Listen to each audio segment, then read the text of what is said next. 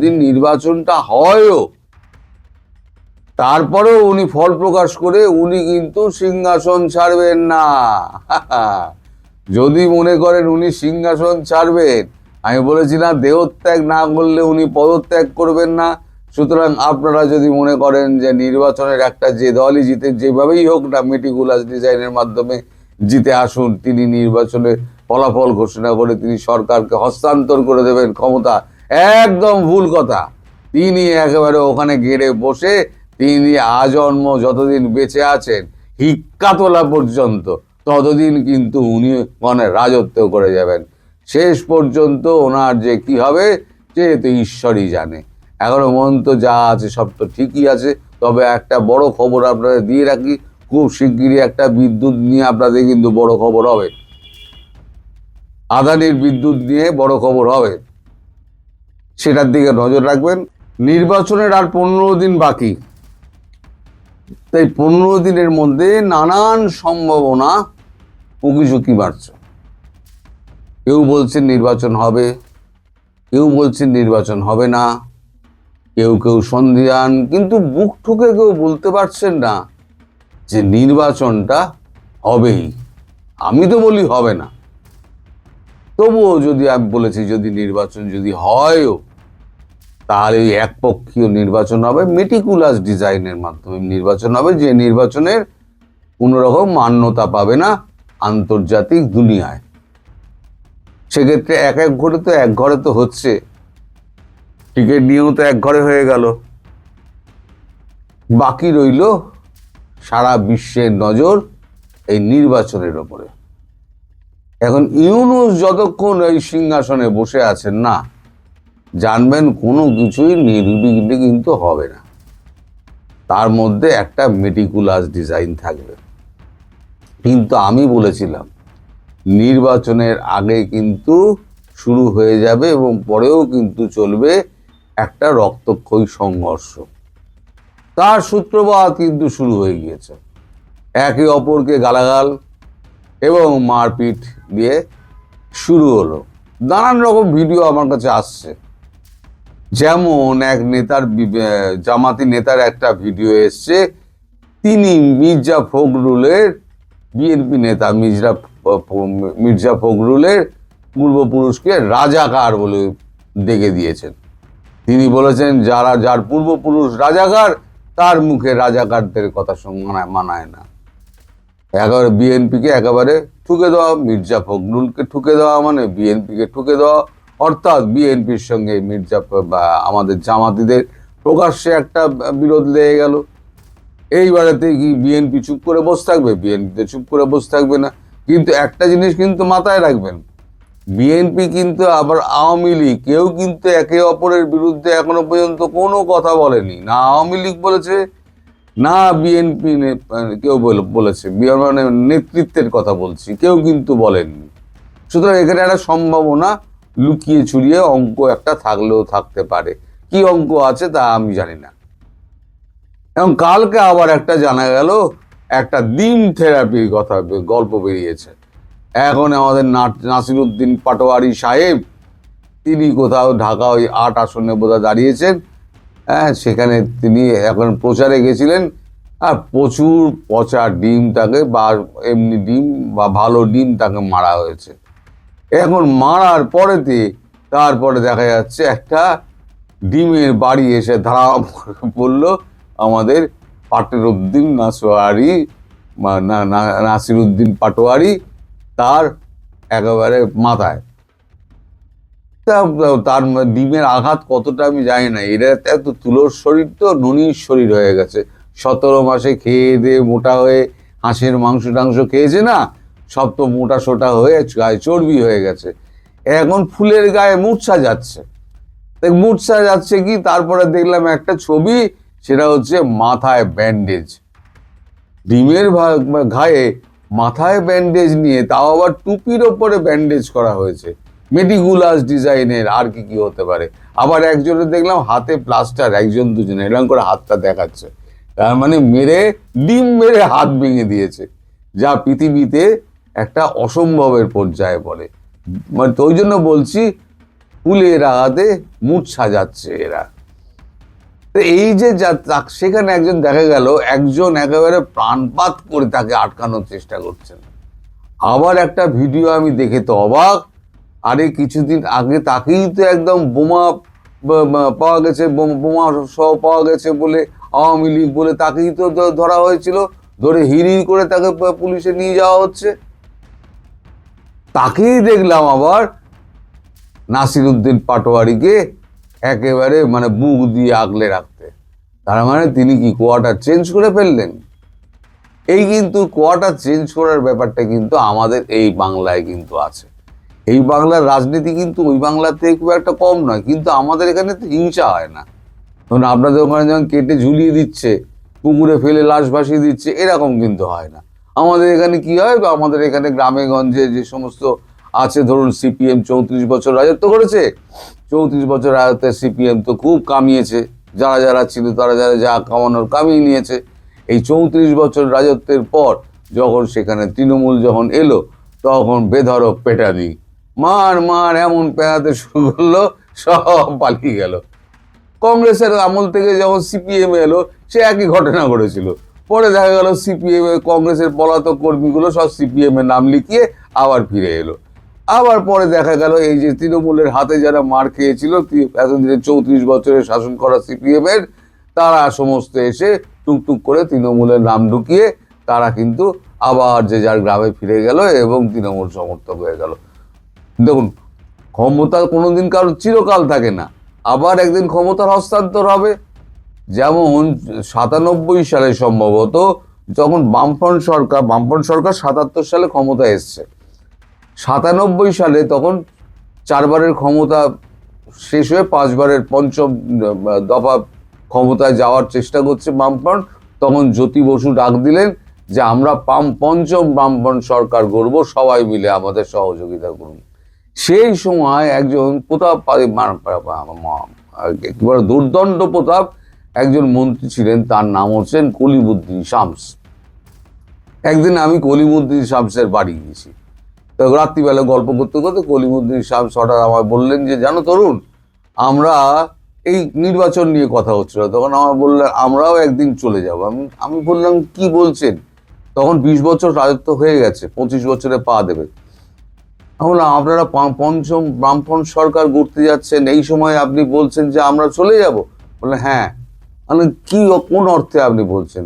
বলে ভোট হয় না একটা ওয়েবে, যেদিনকে একটা ওয়েব আসবে না, সেদিনকে কোনো দল, কোনো প্রচার, কোনো মানে এ নেই, তোমার এ নেই, অর্থ নেই, তাকে দিয়ে তুমি দাবিয়ে রাখতে পারবে সেই জোয়ারে কিন্তু ভোটের যে ওয়েব থাকবে, সেই ওয়েবে কিন্তু আমরা কিন্তু ভেসে যাব। উনি বলেছিলেন 1997 সালে, সেটা মানে ওনার কথাটা অক্ষরে অক্ষরে মিললেও 2011 সালে তখন এই দুনিয়া তিনি নেই। এরকম চিরকাল কেউ ক্ষমতায় থাকে না। এই যে মোহাম্মদ ইউনূস, তিনি যেটা ভাবছেন, তিনি এই সমস্ত মেটিকুলাস ডিজাইনের মাধ্যমে তিনি থেকে যাবেন আজীবন। কারণ তিনি তো নির্বাচনের দিন ঘোষণা করলো, নির্বাচনে গণনার দিন ঘোষণা করেননি, এবং জয়ী বা বিজয়ী প্রার্থীদের নাম ঘোষণার দিনের কথাও ঘোষণা করেননি। তার মানে আবার তিনি পরবর্তীকালে বলে দিলেন যে ফল প্রকাশে দেরি হতে পারে। তার মানে যদি নির্বাচনটা হয়ও, তারপরেও উনি ফল প্রকাশ করে উনি কিন্তু সিংহাসন ছাড়বেন না। যদি মনে করেন উনি সিংহাসন ছাড়বেন, আমি বলেছিলাম দেহত্যাগ না করলে উনি পদত্যাগ করবেন না। সুতরাং আপনারা যদি মনে করেন যে নির্বাচনের একটা যে দলই জিতে, যেভাবেই হোক না মেটিকুলাস ডিজাইনের মাধ্যমে জিতে আসুন, তিনি নির্বাচনে ফলাফল ঘোষণা করে তিনি সরকারকে হস্তান্তর করে দেবেন ক্ষমতা, একদম ভুল কথা। তিনি একেবারে ওখানে গেড়ে বসে তিনি আজন্ম যতদিন বেঁচে আছেন, হিক্কা তোলা পর্যন্ত, ততদিন কিন্তু উনি মানে রাজত্ব করে যাবেন। শেষ পর্যন্ত ওনার যে কি হবে সে তো ঈশ্বরই জানে। এখনো পর্যন্ত যা আছে সব তো ঠিকই আছে। তবে একটা বড় খবর আপনাদের দিয়ে রাখি, খুব শিগগিরই একটা বিদ্যুৎ নিয়ে আপনাদের কিন্তু বড় খবর হবে, আদানির বিদ্যুৎ নিয়ে বড় খবর হবে, সেটার দিকে নজর রাখবেন। ডক্টর ইউনূসের চলে যাবার সময় হয়ে এসেছে, কিন্তু চলে যাবার আগে তিনি বাংলাদেশের এত বেশি সর্বনাশ করে যাচ্ছেন যে তিনি চলে যাবার পরে যে নতুন সরকারটা আসবে তারা কিন্তু খুব বেকায়দায় থাকবে। মানে বাংলাদেশকে নিয়ে তিনি বিভিন্ন রকমের ষড়যন্ত্র করে একটা লেজে গবরে অবস্থা করে রেখে চলে যাচ্ছেন। এই দেশের 12টা যে তিনি বাজিয়ে গেলেন সেটা নিয়ে আজকে আমি কথা বলবো। তিনি অনেক আসপেক্টে দেশের 12টা বাজিয়েছেন। এই যে একজন শিল্পপতি সেদিন বলছিলেন যে দেশের 14 লক্ষ লোক চাকরি হারিয়েছে গত 17 মাসে, এবং জিডিপি নাকি কমে 4-এর নিচে চলে আসবে। তো এরকম অসংখ্য অর্থনৈতিক সূচক, একসময় বাংলাদেশে শেখ হাসিনা সরকার 1 কোটি পরিবারকে ফ্যামিলি কার্ড দিয়েছে, সেটার থেকে এখন কমে 57 লাখে নেমেছে, বাকি 43 লাখ নাই। তো এরকম অনেক জায়গায় অবনতি হয়েছে। তো আজকে আমি 4টা স্পেসিফিক বিষয় নিয়ে কথা বলবো। প্রথমে কথা বলবো একটু মীরের সরাই নিয়ে। মীরের সরাই হলো চট্টগ্রামের একটা খুব গুরুত্বপূর্ণ উপজেলা। এটি চট্টগ্রামের উত্তর দিকে অবস্থিত, চট্টগ্রাম বন্দর থেকেও এটা উত্তর দিকে অবস্থিত। এটার একদিকে ফেনী জেলা, আর একদিকে রয়েছে পাহাড়ি অঞ্চল, এবং এর খুব কাছেই কিন্তু ভারত। এই যে ভারতের ত্রিপুরা এখান থেকে 60 বা 70 কিলোমিটার দূরে আনুমানিক, আবার মিজোরাম 120 থেকে 140 কিলোমিটার দূরে। যদিও সড়ক পথে এই মিরেশ্বরাইয়ের সাথে ত্রিপুরার কোনো যোগাযোগ নেই, ওই অঞ্চলটা পাহাড়ি এলাকা, বাট ইটস ভেরি ক্লোজ। তো এইটা আবার ইট কানেক্টস মানে কক্সবাজার, চট্টগ্রাম এবং যে পার্বত্য চট্টগ্রামের জেলাগুলো আছে এগুলোর চিকেন নেক বলা হয় এই মিরেশ্বরাইকে। এবং এই মিরেশ্বরাইয়ের কাছে কিন্তু সেই পেকুয়া বাজার, আপনারা যারা আমার শো নিয়মিত দেখেন, আমি মাঝে মধ্যে এই কক্সবাজারের পেকুয়া উপজেলার পেকুয়া বাজারের কথা বলি, যে বাজারটা খুবই গুরুত্বপূর্ণ এবং যেখানে আরাকান আর্মি, বিদেশি সেনাবাহিনীর অনেক বিচরণের কথা আমি বলেছি। তো সেই দিক দিয়ে এই মিরেশ্বরাই উপজেলাটা খুব গুরুত্বপূর্ণ এবং বাংলাদেশ ভারতের জন্য একটা স্পর্শকাতর এলাকা। এইখানে শেখ হাসিনার সরকার একটা ইন্ডিয়ান ইকোনমিক জোন স্থাপন করবার জন্য চুক্তি করেছিল, এবং এই জোনে অর্থায়ন করবে জাপান সরকার এবং এটি ম্যানেজ করবে ভারতের আদানি শিল্প গ্রুপ। এবং এখানে যেসব পণ্য উৎপাদিত হবে তাদের একটা বড় অংশ ভারতের যে নর্থ ইস্ট 7 সিস্টার স্টেটস আছে সেসব জায়গায় এক্সপোর্ট করা হবে। তো এটা একটা, এই জায়গাটা প্রায় 900 একর জায়গা, একটা বিশাল জায়গা। তো সেই চুক্তিটা এই ডক্টর ইউনূস এসে বাতিল করেছে, এবং বাতিল করে তারা গত পরশুদিন এই 26শে জানুয়ারি সোমবার তারা একটা সিদ্ধান্ত নিয়েছে, BEZA Bangladesh economic zone authority BEZA, এই বিইজিএ এর একটা সভায়, গভর্নিং বডির সভায়, যেটা সভাপতিত্ব করেছেন প্রধান উপদেষ্টা ডক্টর ইউনূস। এবং আপনারা জানেন যে বেজার নির্বাহী চেয়ারম্যান হলো ওই প্যারাসুট জাম্পার আশিক চৌধুরী, যে বাংলাদেশে প্রচুর বিনিয়োগ আনবে বলে গত 17 মাসে বাংলাদেশ থেকে বিদেশি বিনিয়োগ কমেছে শতকরা 61%, মানে 61% বিনিয়োগ নাই হয়ে গেছে। তো এখন সে বোঝাচ্ছে যে পৃথিবীতে বড় বড় সমরাস্ত্র যুদ্ধ বিমান এর বাইরেও নাকি প্রতিরক্ষার অনেক ছোট ছোট জিনিস দরকার, যেমন গুলির নাকি অনেক অভাব, স্বল্প মাত্রার মিসাইল, ট্যাঙ্কের অ্যাক্সেসরি, এইগুলোর নাকি অভাব। সো এইগুলো বাংলাদেশে তৈরি করতে হবে। সুতরাং মিরেশ্বরাইয়ের ভারতীয় ইকোনমিক জোনটা বাতিল করে তারা সেখানে এখন করছে ডিফেন্স ইন্ডাস্ট্রিয়াল জোন বা প্রতিরক্ষা পার্ক। এখানে এখন এই জায়গাটা তারা বিদেশিদের কাছে দিয়ে দেবে। অলরেডি আমেরিকার কাছে তারা বলেছে যে তোমরা মিরেশ্বরাইটা নাও, এবং এখানে তারা এই সামরিক অস্ত্র উৎপাদনের কারখানা করবে। এখন দেখেন, ভারতের এত কাছের একটা জায়গায় আমেরিকার হাতে তুলে দিচ্ছে। এর আগে লালমনিরহাটের যে বিমানবন্দর, সেখানে অলরেডি চায়নার কিন্তু অনেক ইনভলভমেন্ট এসেছে, যেটা খুব কাছে ভারতের শিলিগুড়ি বা ভারতের চিকেন নেকের খুব কাছে। অর্থাৎ এই যে ভারতের এবং বাংলাদেশের যে সীমান্ত এলাকা, সেখানে বিদেশি শক্তিকে এনে এই ডক্টর ইউনূস বিভিন্ন জায়গায় প্লেস করতেছে। তো স্বভাবতই এটা নিয়ে ভারতের মধ্যে একটা রিয়াকশন হয়েছে, বাংলাদেশেরও অনেকে বিষয়টা ভালোভাবে দেখেনি, যে এইখানে মানে অনেকটা পায়ে পা দিয়ে ঝগড়া করার মতো ভারতের সাথে ডক্টর ইউনূস দায়িত্ব নেওয়ার আগের থেকে। তার মধ্যে আমরা যেটা দেখছি সেটা কিন্তু এই মীরের সরাই নিয়ে দেখলাম। আরও কিছু ঘটনা ঘটেছে, যেমন গতকাল 27শে জানুয়ারি ছিল মঙ্গলবার, চীনের সাথে এই G2G চুক্তির আওতায় আমাদের বিমান বাহিনী এবং China electronics technology group corporation international CETC এদের মধ্যে একটা চুক্তি হয়েছে যে বাংলাদেশে ড্রোন উৎপাদন করা হবে এবং অ্যাসেম্বল করা হবে এবং এর মধ্যে প্রযুক্তি হস্তান্তরও করা হবে। তো এই যে কদিন আগে গত 23 তারিখে বাংলাদেশের মার্কিন রাষ্ট্রদূত ব্রেন্ট ক্রিস্টেনসেন, সে কিন্তু ডক্টর খলিল, আমাদের জাতীয় নিরাপত্তা উপদেষ্টা এবং প্রধান উপদেষ্টা ডক্টর ইউনূসের সাথে দেখা করেছে এবং চীনের সাথে এই দহরম মহরম নিয়ে তাদের আপত্তি জানিয়েছে। এবং তখন আমরা শুনেছিলাম যে চীনের সাথে যে 6টা MOU স্বাক্ষরিত হয়েছে সবগুলো বাতিল করা হবে, এই ড্রোন কারখানাটাও স্থগিত করা হবে বা বন্ধ করা হবে, এরকম আমরা শুনেছিলাম। তো 23 তারিখ থেকে গতকাল 27 তারিখেই দেখলাম যে চায়নার ওই কোম্পানির সাথে বিমান বাহিনী চুক্তি স্বাক্ষর করেছে। তো এটা নিয়ে কিন্তু আমেরিকার মধ্যে হিউজ রিপারকেশন হয়েছে এবং আমাদের যে জাতীয় নিরাপত্তা উপদেষ্টা ডক্টর খলিলুর রহমান, যিনি আমেরিকার খুব ঘনিষ্ঠ বলে আমরা সবাই জানি, তিনি খুবই হতাশা প্রকাশ করেছেন এবং তিনি এত দুঃখ পেয়েছেন যে তিনি বলেন যে আমি তো চলে গিয়েছিলাম, ডক্টর ইউনূস আমাকে যেতে দেয়নি এবং আমাকে রেখে তিনি আর কত অপমান করবেন।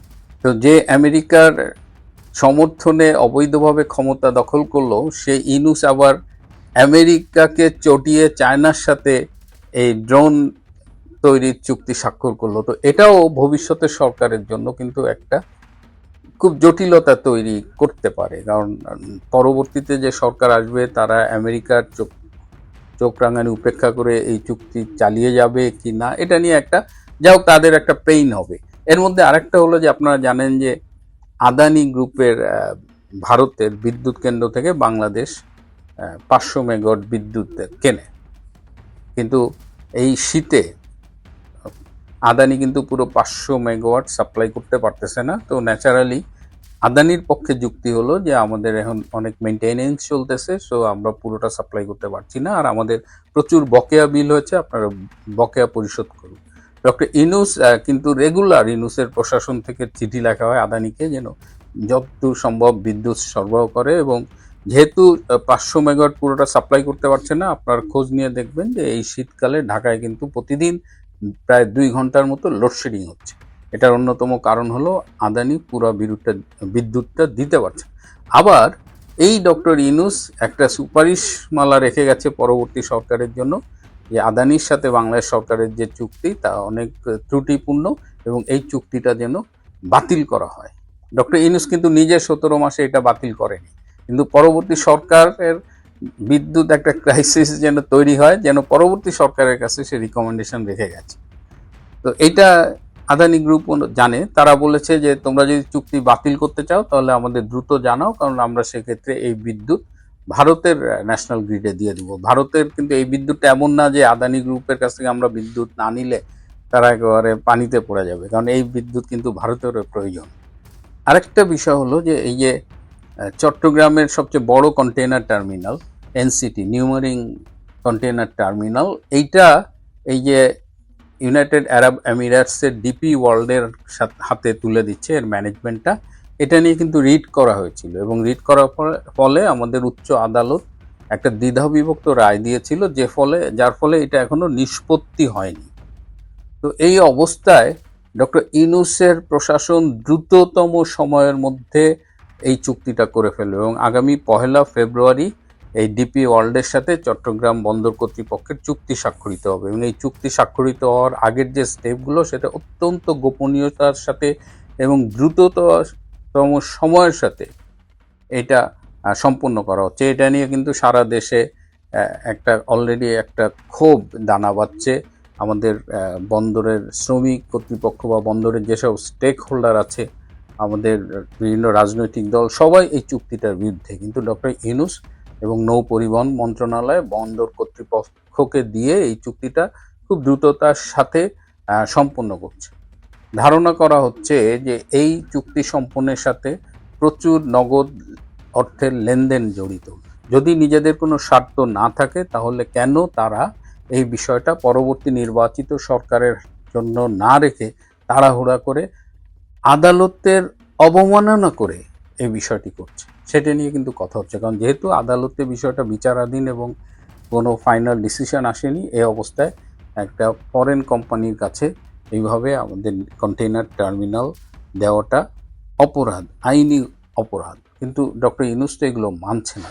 সো এই যে 4টা উদাহরণ দিলাম, বাংলাদেশের জন্য কিন্তু 4টা বড় বড় ক্রাইসিস তৈরি করে রেখে গেল ডক্টর ইউনূস, যার কিভাবে হ্যান্ডেল করবে পরবর্তী সরকার আমি জানি না, but that will B a huge problem for the next government.